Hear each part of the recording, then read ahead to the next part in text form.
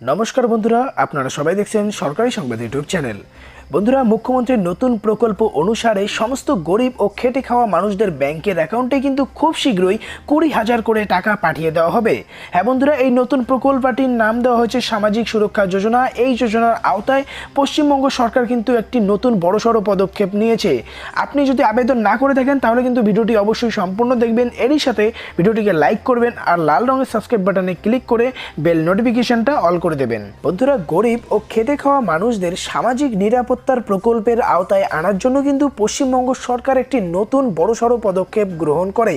সেই গরিব ও খেটে খাওয়া মানুষদের সামাজিক সুরক্ষা দেওয়ার জন্য পশ্চিমবঙ্গ সরকার এই সামাজিক সুরক্ষা যোজনা চালু করে।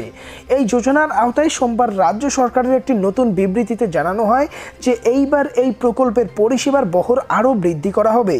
এই প্রকল্পের অধীনে অসমর্থিত শ্রমিকরা প্রতি বছর 20,000 টাকা আর্থিক সহায়তা পাবেন।